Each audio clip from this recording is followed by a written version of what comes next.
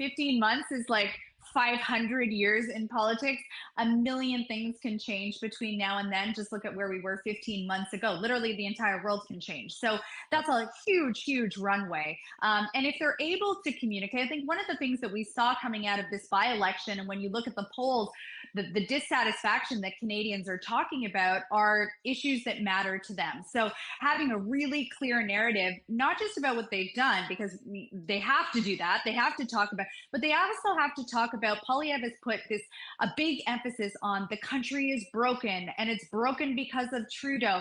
He's had to talk about what he's against, but not what he's for. Yeah. So the Liberals, I think, need to do two things. They need to talk about what they have brought to fruition, things like, childcare, pharma care, dental care, things we've talked about on this program, but they also have to talk about what's at stake.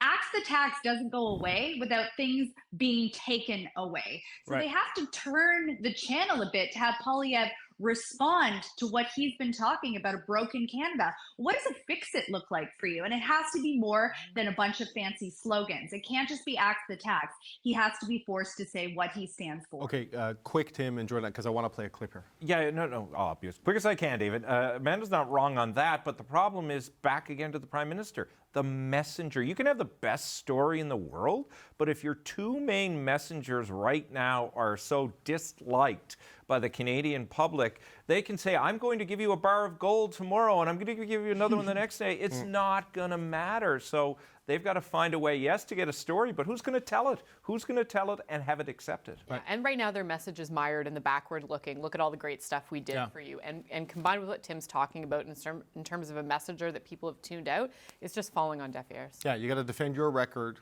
prosecute their record, and then offer a vision for the future. Yeah, right? you got to, what's at stake is important. Right, okay.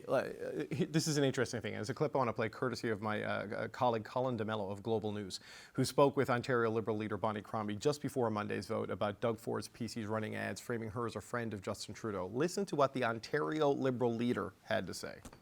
Our policies are different. My ideological standing is a little different. I'm much more of a centrist. Having been a mayor, I was very fiscally responsible, and I've never run a deficit, yet I'm very socially progressive, as you well know. Trying to make you out as being a friend of Justin Trudeau.